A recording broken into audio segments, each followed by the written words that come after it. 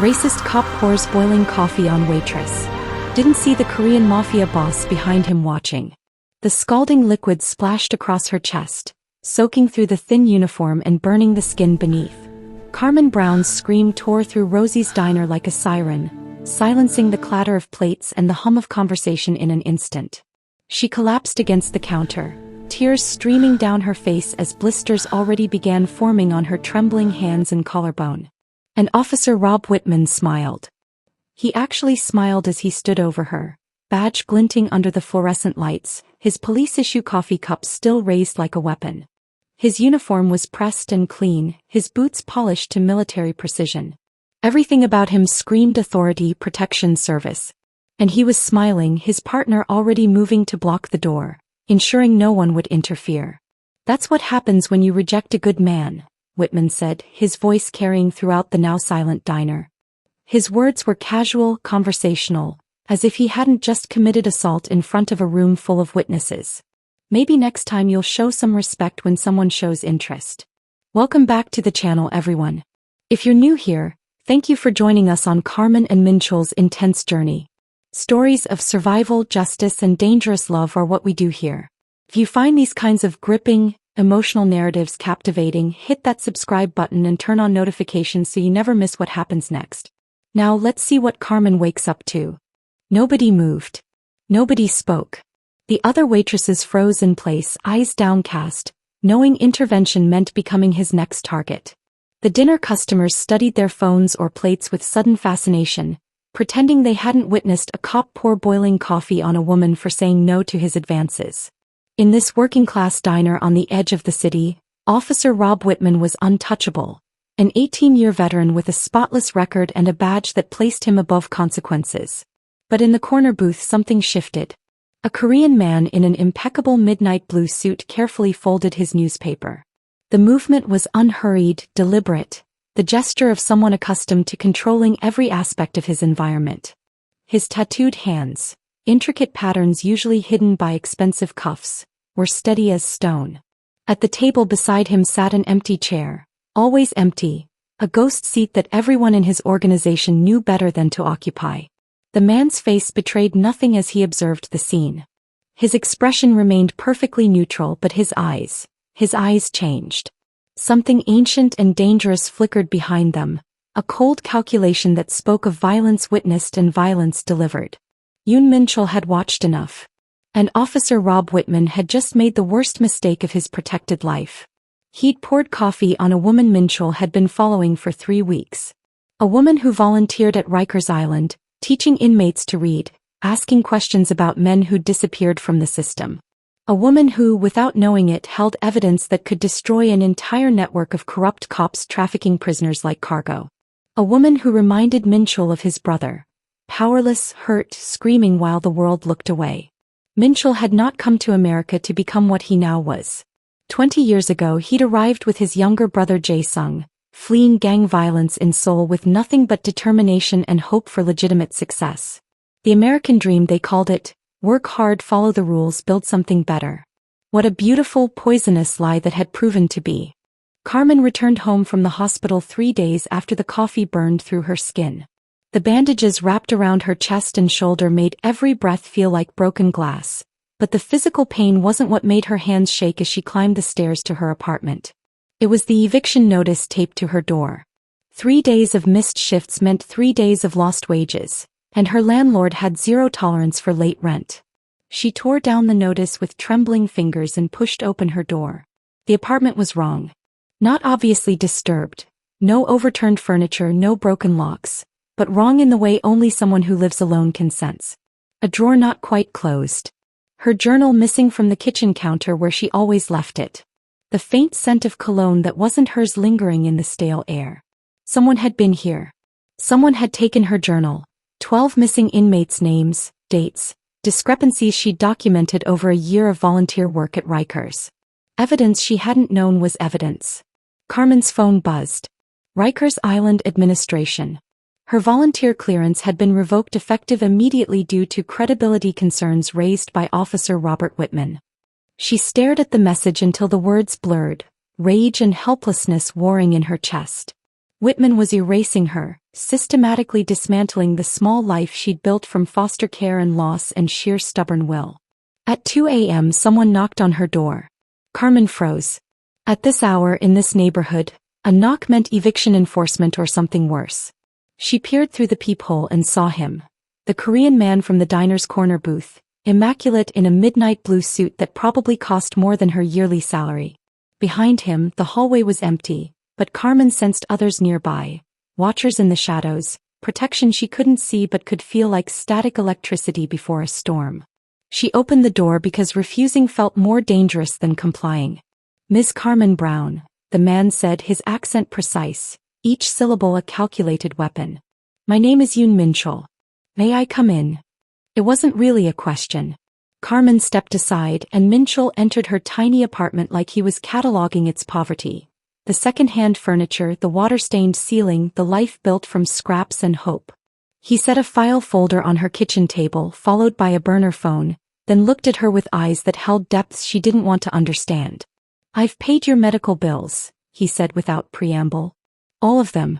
Physical therapy, cosmetic surgery for the scarring if you want it, 6 months of lost wages. $100,000 transferred to an account in your name." He paused. "I also know about your foster care record. Your sister who died at 16 in state custody. Your volunteer work at Rikers. Your journal that was stolen from this apartment 2 hours after you left for the hospital." Carmen's blood went cold. "Who the hell are you?" "Someone who needs what you know. And someone who can protect you from the people who took your journal." Min-chul opened the folder. Inside were police reports, women's names, assault allegations against Officer Robert Whitman dating back 8 years, every case mysteriously dropped or dismissed. And beneath those, a death certificate for Marcus Williams, an inmate Carmen had taught to read last year. Natural causes, the certificate claimed. The autopsy photos Min-chul had obtained told a different story. Bruising consistent with sustained beating. Signs of starvation. Marks on his wrists from prolonged restraint. "They killed him because he learned to write," Min-chul said quietly. "He wrote letters to his mother, asking why he was being moved to off-record work shifts. You taught him that skill, Ms. Brown. Which means you're not just a witness anymore. You're a threat." Carmen sank into a chair, the bandages pulling tight across her burns. "What do you want from me?" "Information about a specific inmate who disappeared from Rikers 5 years ago. Yoon Jae-sung. My brother." Min-chul's voice didn't change, but something flickered across his face. Grief so deep it had transformed into something harder, more dangerous. "In exchange, I'll give you protection and justice. Real justice, not the kind that comes from a system designed to protect men like Whitman." "I don't know you. For all I know, you're worse than." "I am worse," Min-chul interrupted. "I'm a criminal, Ms. Brown. But I'm a criminal who keeps my word. And right now, I'm the only thing standing between you and the people who are coming for you." Carmen wanted to refuse. Wanted to call the police, file a report, believe the system would protect her. But the system had let Whitman walk free.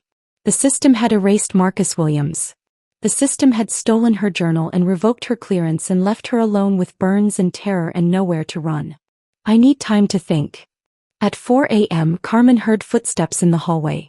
Too deliberate to be neighbors. Too many to be coincidence. She grabbed the burner phone Min-chul had left and dialed the only number programmed in it. He answered on the first ring. "Don't move. I'm already outside." Through her peephole, Carmen watched 3 men approach her door.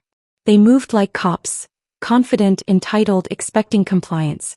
One carried a duffel bag that clinked with the sound of tools or weapons. Another held a phone, filming, documenting what they were about to do. Then Min-chul's security team materialized from nowhere. The confrontation was brutal and silent. Trained killers subduing 3 armed men in under 30 seconds with the clinical efficiency of people who'd done this 1,000 times before. Min-chul never left his Mercedes parked on the street, but Carmen saw him through her window, his face illuminated by his phone's glow, watching, directing, ensuring her safety without ever setting foot in her building. Her phone buzzed with a text. "Pack a bag. You're not safe here." Carmen opened the file folder again with shaking hands. Beneath the police reports and death certificate, she found documents about herself. Foster care records, her sister's death report from the group home that killed her through neglect, Even childhood psychological evaluations Carmen had never seen. Minchell had investigated her as thoroughly as Whitman had surveilled her. He'd known everything before knocking on her door. He was terrified. He was furious. She had absolutely no choice. Carmen texted back, "I'll help you, but I have conditions." As she packed, an email arrived from an anonymous account. Subject line, "You should have stayed quiet." Attached was a video of Whitman and another cop in a precinct break room, discussing handling the volunteer problem. The video was dated 3 weeks before he'd poured coffee on her chest. This was always planned. The assault wasn't rage, it was strategy. They'd been preparing to silence her for weeks. Carmen stared at her reflection in the bathroom mirror, bandaged, beaten, marked by Whitman's violence, and made a choice that would define everything that followed. She grabbed her bag and walked out of her apartment, leaving behind the woman who believed good people won by following the rules. That woman was dead. Carmen Brown was becoming something else. Something dangerous enough to survive. The penthouse smelled like jasmine tea and expensive leather. Carmen stood at the floor-to-ceiling windows, watching the city sprawl below her like a circuit board of light and shadow, and tried not to think about how many laws she'd just broken by getting into Minchell's Mercedes. How many lines she'd crossed by letting a known criminal smuggle her out of her apartment building at 4 a.m. while Whitman's men bled in her hallway. Behind her, Minchell moved through the kitchen with surprising domesticity, cracking eggs into a pan, the sizzle filling the silence between them. Carmen watched his reflection in the glass, tattooed hands that had probably killed people now carefully preparing breakfast like this was normal, like they weren't fugitives hiding in a fortress 20 stories above the city. 5 years ago, Minchell said without preamble, his voice cutting through her spiral of panic, "My brother Jae-sung was arrested on drug charges I know were planted. He was 19. Columbia scholarship. No record. Within 3 weeks of arriving at Rikers, he was officially transferred upstate." He paused, flipping the eggs with practiced precision. "He never arrived. The system swallowed him whole." Carmen turned from the window. Minchell's face was carved from stone, but something flickered behind his eyes, grief so old it had calcified into rage. "I spent millions. Private investigators, lawyers, bribes. Every lead went cold. Every official document was a dead end." He plated the eggs, added kimchi and rice, set the food on the counter between them like an offering. "Then 2 years ago one of my dealers got out of Rikers with a story that made my blood freeze. Inmates disappearing in the night. Work release programs that were actually slave labor. Guards and cops running the whole operation." Carmen's hands trembled as she picked up the chopsticks. "And you think Jae-sung? I know he's part of it. Construction companies paying fees to offshore accounts. Missing person reports that vanish from databases. Financial irregularities at 6 major building sites across the city."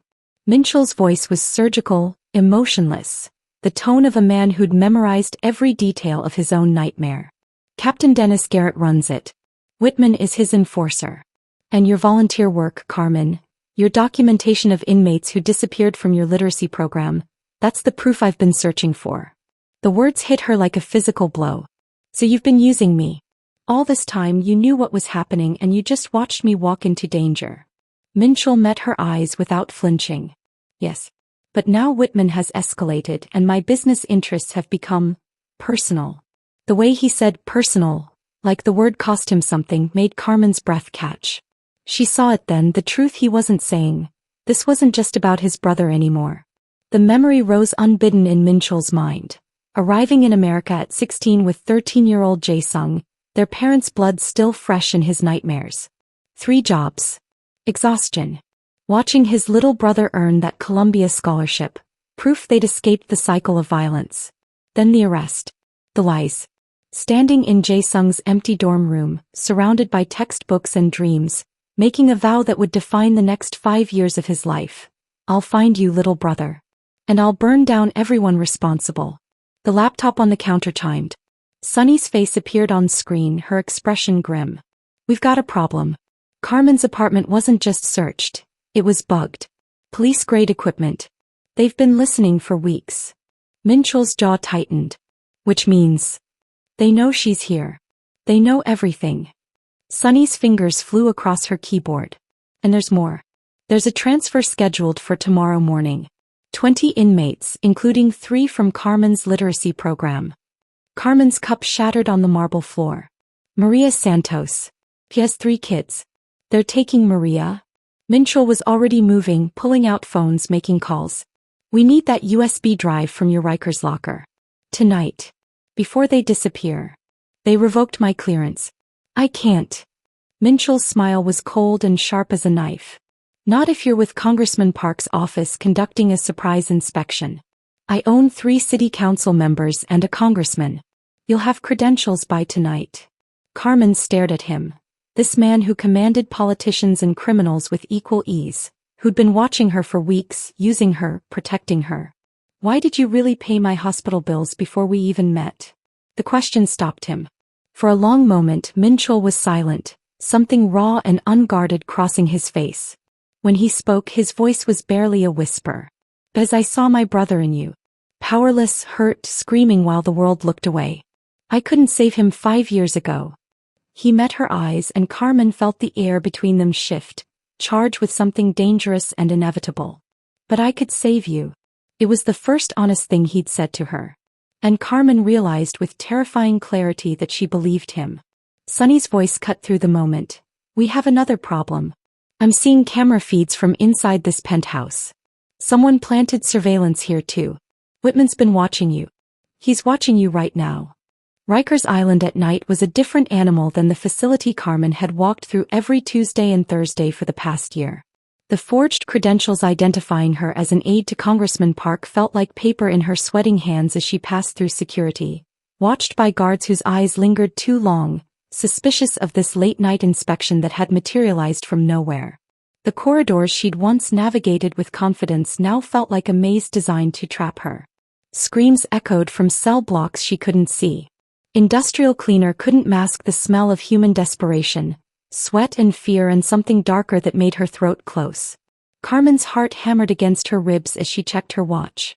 12 minutes left before the camera loop ended and Minchell's hack was discovered. The volunteer office was mercifully empty. Carmen's hands shook as she spun the combination on her locker. The same locker where she'd stored lesson plans and books and hoped that education could save people the system had written off. The USB drive was exactly where she'd hidden it, taped to the underside of the top shelf. She grabbed it, relief flooding through her veins. Then she heard voices in the hallway. Male. Authoritative. Coming closer. Carmen dove into the supply closet, pulling the door closed just as Captain Dennis Garrett and Officer Rob Whitman entered the office. Through the slats, she watched them. Garrett in his crisp uniform, Whitman still bearing the bruises from Minchell's security team's intervention. Carmen silenced her phone with trembling fingers and held her breath. You're a fucking idiot, Garrett snarled, slamming a file down on the desk. Pouring coffee on her in front of witnesses? We needed her quiet, not martyred. Whitman's jaw tightened. She was asking too many questions. Filing reports about missing inmates. She had to be dealt with. Dealt with subtly, you goddamn cowboy. Now we've got the Koreans sniffing around our construction sites. Journalists asking questions and federal heat we don't need. Garrett paced, agitated in a way Carmen had never seen him. We're moving operations up. Tonight's shipment goes out at midnight and we're clearing house. What about the problem inmate in solitary? Whitman asked. The one who keeps saying his name is Yoon, that his brother's coming for him? Carmen's blood turned to ice. Process him in tonight's shipment. Send him to the Bronx site where they don't ask questions. Garrett checked his watch. I want him gone before the Korean finds him. That inmate is leverage we can't afford to lose control of. Jae-sung. Minchell's brother was here. Alive. And they were going to move him in less than 2 hours. Carmen's fingers moved on autopilot, typing a text to Minchell. Your brother is here. Solitary Block C. They're moving him tonight. The response was immediate. Get out now. We're coming in. But Carmen's phone vibrated with the incoming text, and in the silent office, the sound was as loud as a gunshot. Whitman's head snapped toward the supply closet. His eyes met Carmen's through the slats, and his smile was pure predatory satisfaction. He yanked open the door, grabbing her arm with the same bruising grip that had prefaced the coffee attack. Well, the little volunteer learned to break the rules. He pulled her out, shoving her toward Garrett. "Captain, we got ourselves a trespasser." Carmen didn't think. Months of fear and rage and Minchell's brutal training sessions in his penthouse gym exploded through her body. She stomped down on Whitman's instep with all her weight, felt something crunch and drove her elbow into his throat as he doubled over. Then she ran. Alarms shrieked. Lockdown protocols engaged with the mechanical grinding of steel doors beginning to close. Carmen sprinted through corridors that were rapidly becoming a prison, her only advantage the year she'd spent learning this facility's layout. Behind her, Whitman's enraged shouts echoed, joined by the thunder of boots as guards mobilized. She wasn't running toward the exit. She was running toward solitary Block C.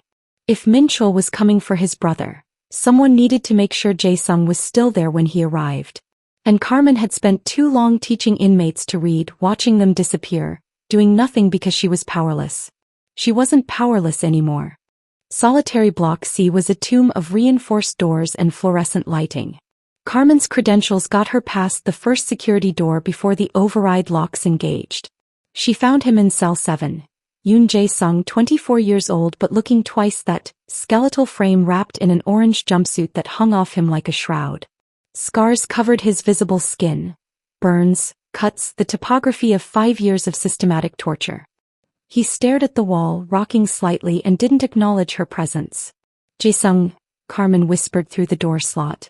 "Your brother sent me. Minchell sent me." At Minchell's name, Jae-sung's eyes focused. They were the same eyes as his brother's, dark, intelligent, but hollowed out by trauma. He looked at Carmen and said nothing, couldn't say anything, but his hand reached toward her through the slot. "We're getting you out," Carmen promised, knowing it might be a lie, knowing they might both die in this place. Then the lights went out. Emergency generators kicked in, bathing everything in red. An explosion somewhere deep in the facility shook the walls. Through the chaos, Carmen heard what sounded like warfare. Gunfire, shouting, the controlled violence of a military operation. Minchell wasn't infiltrating Rikers. He was invading it. His team breached through maintenance tunnels, cutting through the facility's defenses like they were tissue paper. Carmen heard them before she saw them. Professional, coordinated, moving with the efficiency of operators who'd done this in war zones. They subdued guards with non-lethal force, cleared corridors, advanced toward solitary with single-minded purpose. Then Minchell was there and Carmen saw something she'd never expected to witness. The monster becoming human. He dropped to his knees in front of Jae-sung's cell, his hands shaking as he worked the electronic lock override.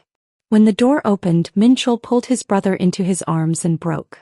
The Korean words he spoke were rapid, desperate, a river of grief and love and guilt that transcended language. Jae-sung remained silent and unresponsive, but his fingers gripped Minchell's jacket with the strength of someone who'd survived hell by believing rescue would come. Carmen looked away, giving them privacy in a moment too raw for witnesses. Minchell's lieutenant, a hard-faced woman named Ji-won, touched her earpiece and swore in Korean.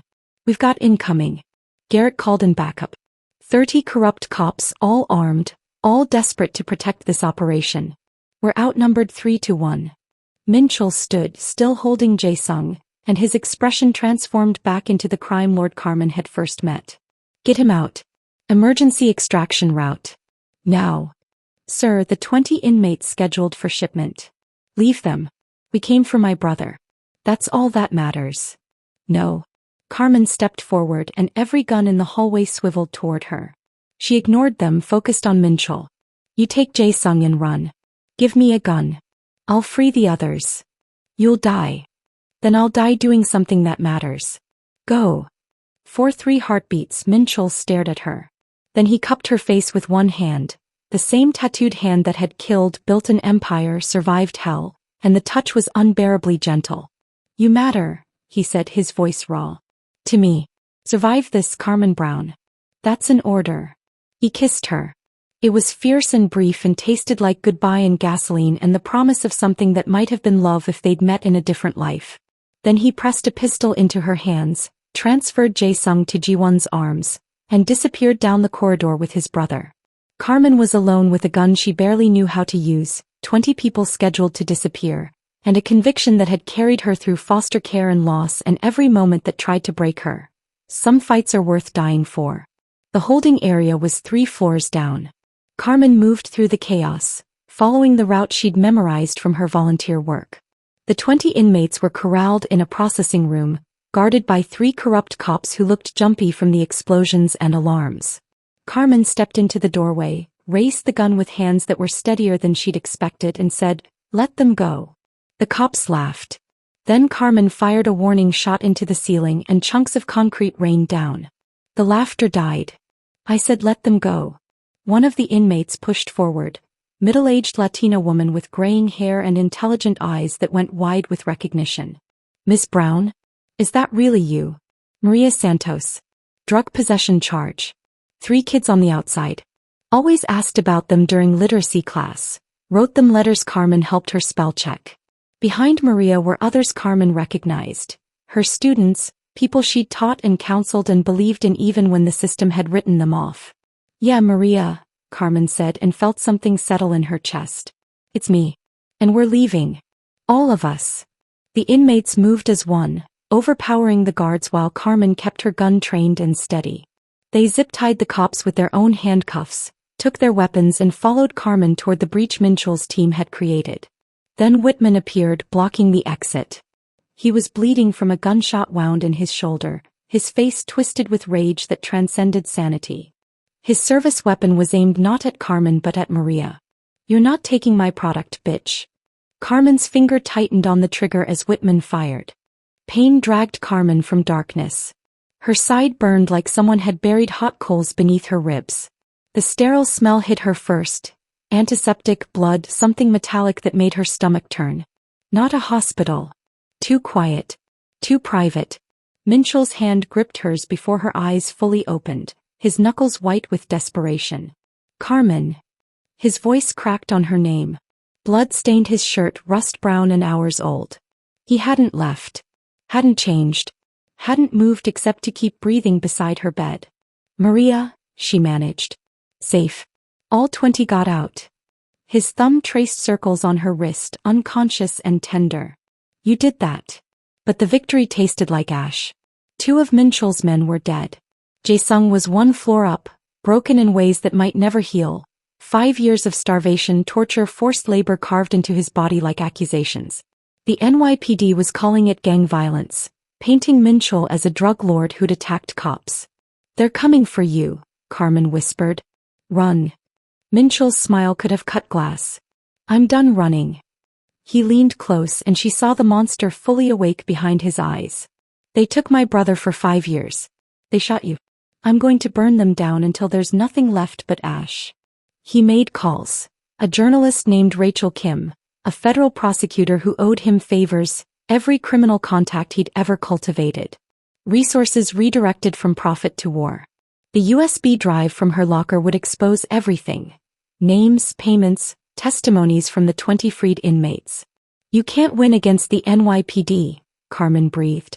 "I don't need to win. I just need to make them bleed." 3 days of recovery forced proximity. Minchell refused to leave her unguarded. Carmen couldn't walk without leaning on his shoulder. They talked, really talked, about dead siblings and survivors' guilt, about the systems that failed them both. Late one night, when panic clawed at her throat and the shooting replayed behind her eyelids, he pulled her against his chest and murmured Korean words she didn't understand but felt in her bones. "Why do you care?" she finally asked. His answer gutted her. "Because you remind me who I was before I became this." Then Rachel's article dropped like a bomb. Names. Photos. Financial records tying Garrett to offshore accounts. The video of him and Whitman discussing how to handle Carmen. Garrett's retaliation came at 3 a.m., 6 men in fake EMT uniforms, shooting their way through Minchell's guards. Carmen killed the first one herself, the pistol Minchell left her bucking in her hands. When the second attacker aimed at Minchell's back, she killed him too. The bodies stared up at her with empty eyes. Something inside her chest cracked and reformed into something colder, sharper. Minchell saw it happen, watched innocence die and steel take its place. "I'm sorry," he said. Carmen's voice came out flat. "Don't be. They made me into this." But worse news followed. Minchell's tech specialist found a mole inside his organization. Someone feeding Garrett their location, their movements, their plans. Then the video arrived. Minchell's mother in Seoul, shadowed by men in suits. Whitman's message was clear. Back off or she dies. Min-chul stared at the screen, torn between vengeance and the last family he had left. Carmen took his hand. What do you need me to do? Min-chul's decision was immediate and brutal. Extract his mother from Seoul before Whitman's men killed her. He sent Mr. Choi, former Korean Special Forces, the man who'd been with him since the beginning, with 48 hours to bring her back alive. But sending Choi created a wound in Min-chul's defenses. Garrett struck like a viper. RICO warrants, arrest orders for Carmen as his accomplice, frozen bank accounts attacking the financial spine of his empire. He's forcing you into a mistake, Carmen said. They stood in a Brooklyn warehouse surrounded by crates of smuggled goods, monuments to everything Min-chul had built and everything he stood to lose. Min-chul studied a map covered in pins marking trafficking sites. Then we don't make mistakes. We attack everywhere. At once. The coordinated strike was beautiful in its savagery. 6 construction sites raided simultaneously, 34 inmates liberated. Rachel Kim published photos and testimonies. Min-chul's lawyers filed federal civil rights lawsuits. Sunny leaked internal NYPD emails proving Garrett's conspiracy ran deep. 12 officers, hundreds of victims, millions in blood money. The city erupted. Protests. Federal investigations. The mayor demanding Garrett's head. Then the call came from Seoul. Mr. Choi had gotten Ms. Yoon to Incheon Airport, fought off 4 attackers in the terminal. He'd gotten her on the plane. He died from his wounds before takeoff. Min-chul went utterly still when he heard, his face turning to carved stone. Choi had a daughter. 16. I need to call her. Carmen listened to him tell Ji-won that her father died a hero, that Min-chul would take care of her family forever. His voice never cracked. But his hands shook when he hung up. She found him later staring at nothing in the warehouse darkness. You can stop now, she said quietly. We have enough evidence. Choi died for this. If I stop, it's for nothing. If you keep going, more people die. Including us. Min-chul turned to her, and for the first time she saw him completely vulnerable. I don't know how to stop. Revenge is all I understand. Carmen took his face in her hands. Then learn something new. Learn that you're more than what they made you. They kissed, slow and sad and desperate. Made love among the crates and contraband, 2 broken people seeking warmth in a cold world. Afterward, tangled together on a makeshift bed, Carmen asked, what happens to us when this is over? Min-chul had no answer. Ms. Yoon arrived the next morning, 68, dignified, devastated. The reunion was brutal. She spoke rapid Korean and Carmen caught enough to understand. You did this. Your choices destroyed him. I built this to protect you both, Min-chul said, voice tight. And what good did it do? One son broken, the other a monster. When Min-chul took her to see Jae-sung, Ms. Yoon collapsed against her youngest son's hospital bed, weeping. Min-chul turned away, unable to watch proof of his failure. Later, Ms. Yoon spoke to Carmen through Sunny. Are you the reason he's still human? I see how he looks at you. Carmen didn't know how to answer. Then Sunny revealed the mole. Daniel Park, Min-chul's accountant for 10 years. Garrett had bought him by threatening his undocumented parents. Park had enabled everything, Choi's death, the hospital attack, all of it. Take him to the river, Min-chul ordered, voice like ice. Carmen grabbed his arm. Don't. You'll become exactly what Garrett says you are. The warehouse went silent. Min-chul's crew watched their boss choose between justice and mercy, between monster and man. Turn him over to the feds, Min-chul finally said. Let him testify. But Park's confession brought worse news. Garrett planned to burn the detention facility tonight. 60 trafficked inmates still inside, all evidence destroyed. Carmen met Min-chul's exhausted gaze. They could walk away now. Let someone else be the hero. We have to save them, she said. Min-chul smiled, tired but genuine. I know. Then Whitman's video arrived. Rachel Kim bound and gagged, knife gleaming against her throat. Come alone to the facility by midnight or I start cutting. It was obviously a trap. Min-chul loaded weapons anyway. Carmen insisted on coming. Ms. Yoon watched her son prepare for battle, tears streaming. Come back alive, she whispered in Korean. Both of you. The federal investigation became a firestorm. 47 officers arrested. 83 victims identified over 5 years. Rachel Kim's journalism went national. The city demanded reform, blood, accountability. But Garrett's cooperation came with a price. He'd exposed Minchell's empire in exhaustive detail. Money laundering, extortion, racketeering spanning a decade. Federal prosecutors offered a choice: 15 years with parole or trial with life without possibility. Minchell gathered his inner circle. Sonny argued that accepting the deal would collapse the organization, destroy everyone who depended on him. Carmen's voice cracked when she countered, "If you go to trial and lose, you die in prison. Jae-sung loses his brother. Your mother loses her son. I lose." She couldn't finish. Ms. Yoon spoke in Korean, Sonny translating, "What kind of man do you want to be?" Minchell had built an empire to fight corruption, become a criminal to punish criminals. Now he had to choose responsibility over power. 15 years, he said quietly. Maybe by then Jae-sung will be healed enough to recognize me. Carmen's face crumpled, but she understood. This was Minchell reclaiming his humanity, accepting consequences, choosing truth. They had 6 weeks before surrender. Minchell liquidated his criminal empire, divesting assets to legitimate businesses, setting up trust funds for families of the dead. He placed his mother and Jae-sung in a care facility with full-time support. He transferred control of his remaining businesses to Sonny. Then he asked Carmen what she wanted. "Time with you," she said. "However much you'll give me." 6 weeks of normalcy. Walks in parks, cooking together, visiting Jae-sung daily. Minchell taught his brother to speak again, reading to him in Korean. The intimacy between Minchell and Carmen deepened beyond trauma into something real and lasting. They planned for 15 years apart with heartbreaking practicality. Weekly visits, letters, commissary deposits. "You don't have to wait," Minchell told her. 15 years is a lifetime. "I deserve someone I love," Carmen said. "That's you. I'll wait." The night before surrender, they married at the care facility. Just Ms. Yoon, Jae-sung, Sonny, and a judge. Carmen wore simple white. Minchell wore a suit without armor. Jae-sung, in a moment of clarity, whispered, "Hyung, older brother." Everyone wept. That night they made love with desperate tenderness, memorizing skin and breath and the way their bodies fit together. "Prison changes people," Minchell warned. "Then I'll love that man too." Minchell surrendered at dawn, hands extended for cuffs. Carmen held together until the marshals led him away. Then she broke, sobbing in Sonny's arms. 1 year later, Carmen thrived. She'd opened the Second Chance Center, literacy education and job training for the formerly incarcerated, with Maria Santos as co-director. She visited Minchell every week without fail, 3 hours each way. Their love had evolved into something steady, patient, tested by distance.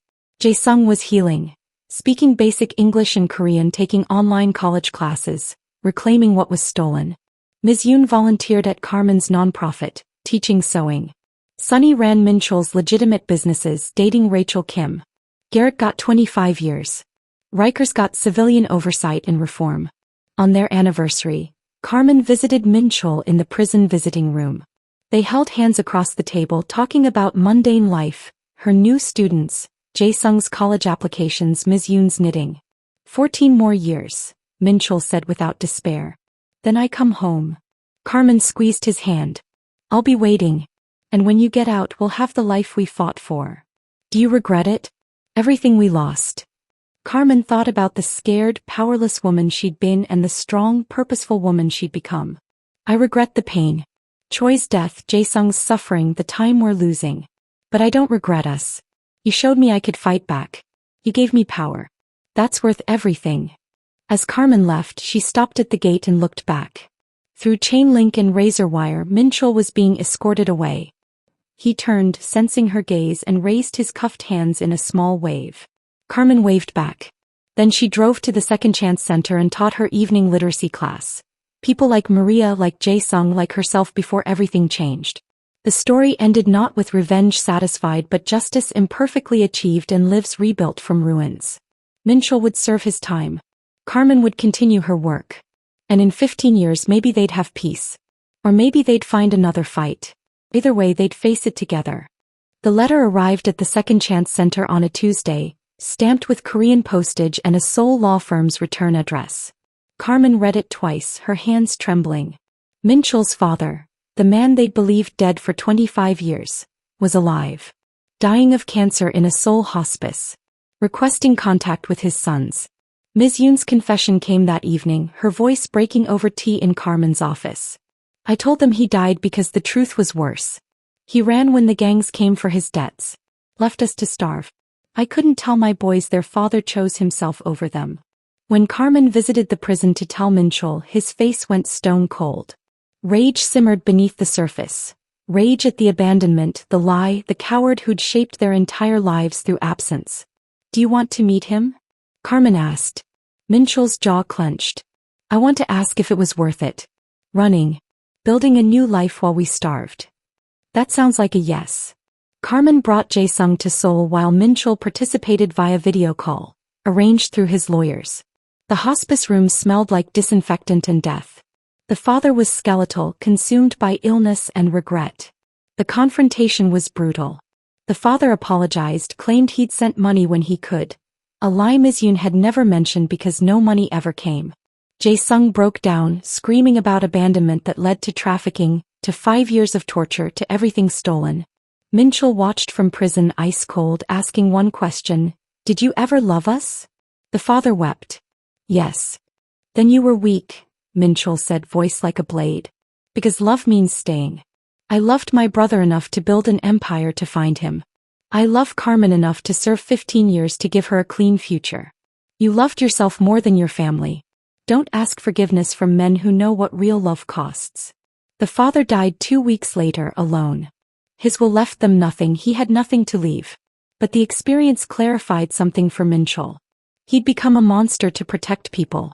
His father had simply run. It didn't absolve Minchel's crimes, but it helped him understand the difference. Carmen's letter arrived at the prison 3 days later. "I understand now why you fight so hard. You're terrified of becoming your father, of being the person who runs when things get hard. But you could never be him. Your father chose himself. You've always chosen others. That's why I love you. That's why I'll wait." Minchel's response came a week later. "Maybe I'm not my father. But I'm still the man who corrupted you, who pulled you into violence. My father abandoned us. I transformed you into something you never wanted to be. I'm not sure which is worse. When I get out, I want to spend the rest of my life being worthy of the sacrifice you've made. 15 years to prove I'm better than the coward who made me." The Seoul trip became Jae-sung's turning point. Confronting the source of his family's original suffering helped him process his own trauma. He started speaking more, engaging deeper in therapy. He began writing an anonymous blog for trafficking survivors that went viral, inspiring others to come forward. Carmen returned to Rosie's diner for the first time since the coffee incident, bringing Sunny, Maria, and Ms. Yoon. The new owner recognized her from news coverage, offered a free meal. "What you've done since, the people you've helped, that's what this place should be remembered for." They sat in the booth where Minchel once watched Carmen suffer. Carmen ordered coffee, black, no sugar, and didn't flinch when steam rose. "To survival," she toasted. "And to the people who taught us we deserve more than just surviving." For the first time since everything began, Carmen felt something like peace. Then her phone rang. A non-profit client, recently released, terrified, hiding. "Miss Carmen, they're taking kids. Juvenile detention centers. Just like they took adults from Rikers. Someone needs to stop them." Carmen stared at the diner where her journey began. She thought about Minchel in prison, Jae-sung healing, whether she had strength for another fight. Then she thought about her scars. Coffee burns on her chest, gunshot wound on her side, emotional scars she and Minchel both carried. She answered, "Tell me everything. I'll help you." The cycle continued.